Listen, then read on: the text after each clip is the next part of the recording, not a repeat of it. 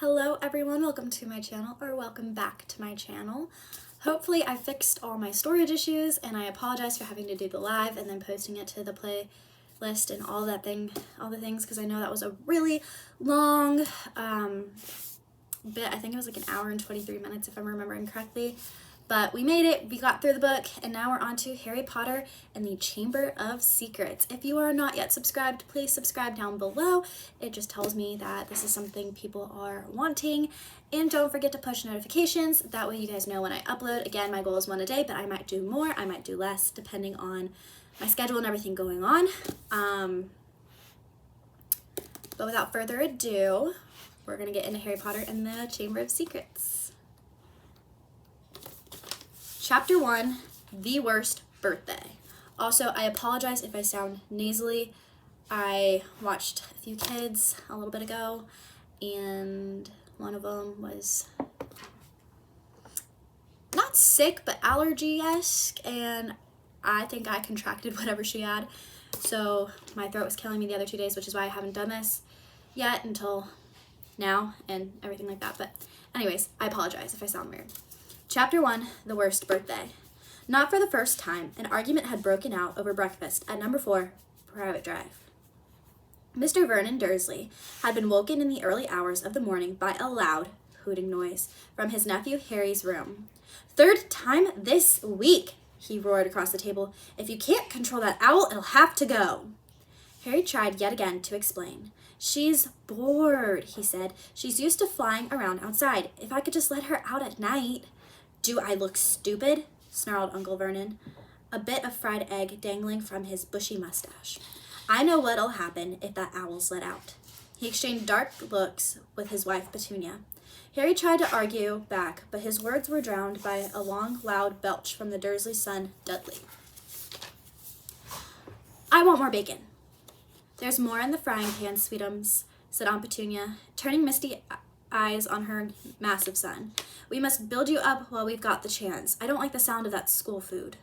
"Nonsense, Petunia. I never went hungry when I was at Smeltings," said Uncle Vernon heartedly. "Dudley gets enough, don't you, son?" Dudley, who was so large his bottom drooped over either side of the kitchen chair, grinned and turned to Harry. "Pass the frying pan." "You've forgotten the magic word," said Harry irritably. The effect of this simple sentence on the rest of the family was incredible. Dudley gasped and fell off his chair with a crash that shook the whole kitchen. Mrs. Dursley gave a small scream and clapped her hands to her mouth. Mr. Dursley jumped to his feet, veins throbbing in his temples. "I meant please," said Harry quickly. "I didn't mean—" "What have I told you?" thundered his uncle, spraying spit over the table. "About saying the M word in our house." "But How dare you threaten Dudley?" roared Uncle Vernon, pounding the table with his fist. I warned you. I will not tolerate mention of your abnormality under this roof." Harry stared from his purple-faced uncle to his pale aunt, who was trying to heave Dudley to his feet. "All right," said Harry, "all right." Uncle Vernon sat back down, breathing like a winded rhinoceros, and watching Harry closely out of the corners of his small, sharp eyes. Ever since Harry had come home for the summer holidays, Uncle Vernon had been treating him like a bomb that might go off at any moment, because Harry Potter wasn't a normal boy. As a matter of fact, he was not normal as it is possible to be. Harry Potter was a wizard fresh from his first year at Hogwarts School of Witchcraft and Wizardry, and if the Dursleys were unhappy to have him back for the holidays, it was nothing to how Harry felt. He missed Hogwarts so much, it was like having a constant stomachache. He missed the castle with its secret passageways and ghosts in his classes, though perhaps not Snape the potions master, the mail arriving by owl, eating banquets in the Great Hall, sleeping in his 4-poster bed in the Tower dormitory, visiting the gamekeeper Hagrid in his cabin next to the Forbidden Forest in the grounds, and especially Quidditch, the most popular sport in the wizarding world. 6 tall goalposts, 4 flying balls, and 14 players on broomsticks. All Harry's spellbooks, his wand, robes, cauldron, and top-of-the-line Nimbus 2000 broomstick had been locked in a cupboard under the stairs by Uncle Vernon the instant Harry had come home. What did the Dursleys care if Harry lost his place on the house Quidditch team because he hadn't practiced all summer? What was it to the Dursleys if Harry went back to school without any of his homework done? The Dursleys were what wizards called muggles, not a drop of magical blood in their veins. As far as they were concerned, having a wizard in the family was a matter of deepest shame. Uncle Vernon had even padlocked Harry's owl, Hedwig, inside her cage to stop her from carrying messages to anyone in the wizarding world. Harry looked nothing like the rest of the family. Uncle Vernon was large and necklace with an enormous black mustache. Aunt Petunia was horse-faced and bony. Dudley was blonde, pink, and porky. Harry, on the other hand, was small and skinny with brilliant green eyes and jet black hair that was always untidy. He wore round glasses, and on his forehead was a thin, lightning-shaped scar. It was this scar that made Harry so particularly unusual, even for a wizard. This scar was the only hint of Harry's very mysterious past, of the reason he had been left on the Dursleys' doorstep 11 years before. At the age of 1 year old, Harry had somehow survived a curse from the greatest dark sorcerer of all time, Lord Voldemort, whose name most witches and wizards still feared to speak. Harry's parents had died in Voldemort's attack, but Harry had escaped with his lightning scar, and somehow nobody understood why. Voldemort's powers had been destroyed the instant he had failed to kill Harry. So Harry had been brought up by his dead mother's sister and her husband. He had spent 10 years with the Dursleys, never understanding why he kept making odd things happen without meaning to, believing the Dursley story that he had gotten his scar in a car crash that had killed his parents. And then, exactly a year ago, Hogwarts had written to Harry, and the whole story had came out. Harry had taken up his place at the wizard school where he and his scar were famous, but now the school year was over and he was back with the Dursleys for the summer. Back to being treated like a dog that had rolled in something smelly. The Dursleys hadn't even remembered that today happened to be Harry's 12th birthday. Of course his hopes hadn't been high. They'd never given him a real present, let alone a cake, but to ignore it completely. At that moment, Uncle Vernon cleared his throat importantly and said, "Now, as we all know, today is a very important day." Harry looked up, hardly daring to believe it. "This could be, well, the day I make the biggest deal of my career," said Uncle Vernon. Harry went back to his toast. Of course, he thought bitterly. Uncle Vernon was talking about his stupid dinner party. He'd been talking of nothing else for 2 weeks. Some rich builder and his wife were coming to dinner, and Uncle Vernon was hoping to get a huge order from him. Uncle Vernon's company made drills. "I think we should run through the schedule one more time," said Uncle Vernon. "We should all be in position at 8 o'clock. Petunia, you'll be—" "In the lounge," said Aunt Petunia promptly, waiting to welcome them graciously into our home.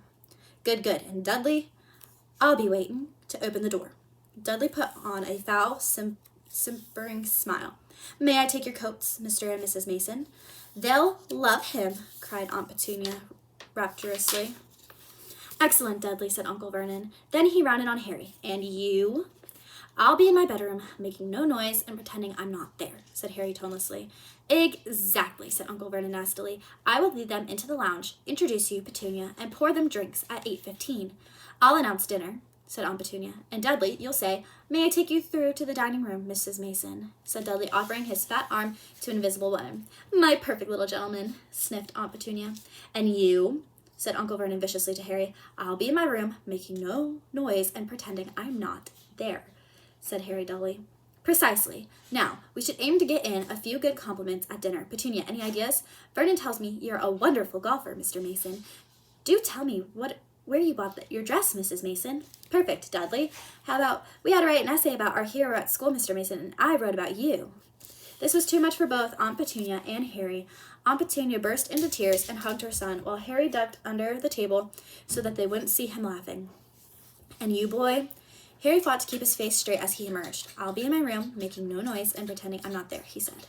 "Too right you will," said Uncle Vernon forcefully. "The Masons don't know anything about you, and it's going to stay that way. When dinner's over, you take Mrs. Mason back to the lounge for coffee, Petunia, and I'll bring the subject around to drills. With any luck, I'll have the deal signed and sealed before the news at 10. We'll be shopping for a vacation home in Majorca? This time tomorrow. I don't know if you know how to pronounce that. Put it down below. Thank you." Harry couldn't feel too excited about this. He didn't think the Dursleys would like him any better in Majorca than they did on Private Drive. "Right. I'm off into town to pick up the dinner jackets for Dudley and me. And you," he snarled at Harry, "you stay out of your aunt's way while she's cleaning." Harry left through the back door. It was brilliant. It was a brilliant sunny day. He crossed the lawn, slumped down on the garden bench, and sang under his breath, "Happy birthday to me. Happy birthday to me."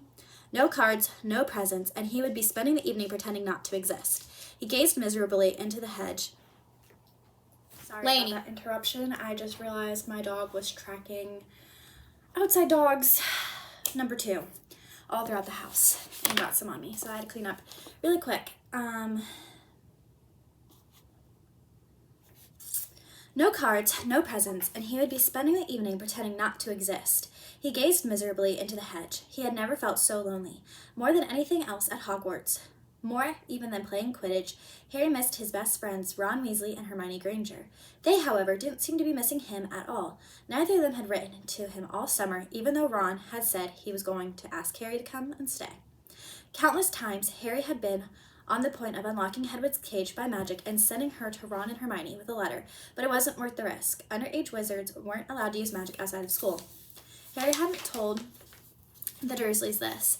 He knew it was only their terror that he might turn them into dung beetles that stopped them from locking him in the cupboard under the stairs with his wand and broomstick.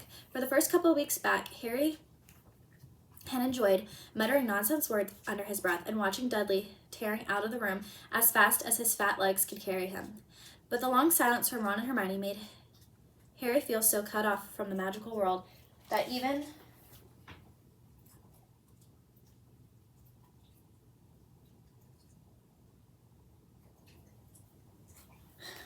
she found a twig from outside now. Sorry.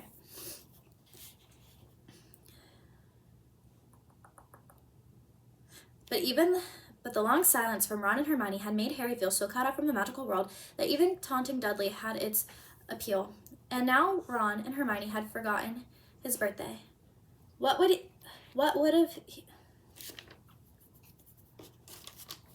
I am struggling. Okay.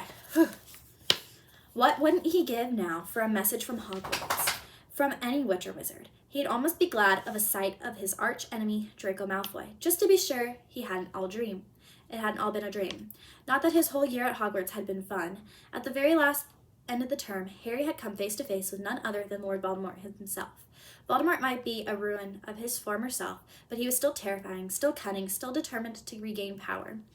Harry had slipped through Voldemort's clutches for a second time, but it had been by narrow escape, and even now, weeks later, Harry kept waking in the night, drenched in cold sweat, wondering where Voldemort was now, remembering his livid face, his wide, mad eyes.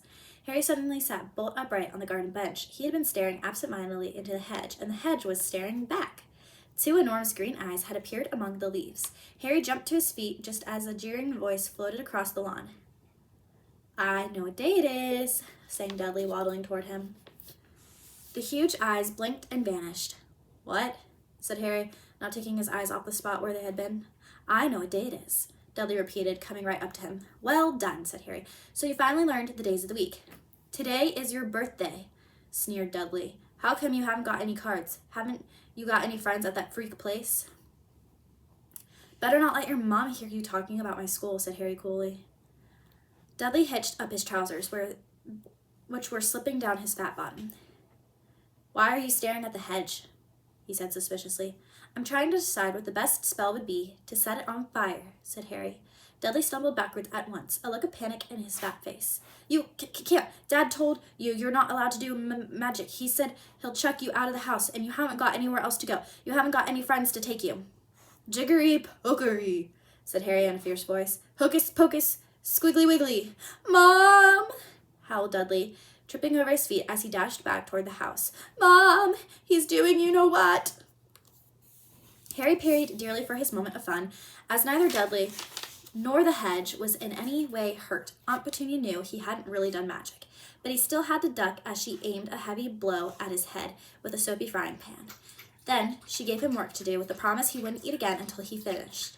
While Dudley lolled around watching and eating ice cream, Harry cleaned the windows, washed the car, mowed the lawn, trimmed the flower beds, pruned and watered the roses, and repainted the garden bench.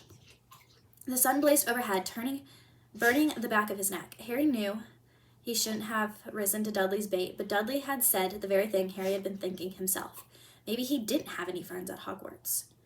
"Wish they'd come see famous Harry Potter now," he thought savagely, as he spread manure on the flower beds, his back aching, sweat running down his face. It was 7:30 in the evening when at last, exhausted, he heard Aunt Petunia calling him. "Get in here and walk on the newspaper." Harry moved gladly into the shade of the gleaming kitchen. On top of the fridge stood tonight's pudding, a huge mound of whipped cream and sugared violets. A loin of roast pork was sizzling in the oven. Eat quickly, the Masons will be here soon, snapped Aunt Petunia, pointing to 2 slices of bread and a lump of cheese on the kitchen table. She was already wearing a salmon-pink cocktail dress. Ugh, excuse me. She was already wearing a salmon-pink cocktail dress. Harry washed his hands and bolted down his pitiful supper. The moment he had finished, Aunt Petunia whisked away his plate. Upstairs, hurry. As he passed the door to the living room, Harry caught a glimpse of Uncle Vernon and Dudley in bow ties and dinner jackets.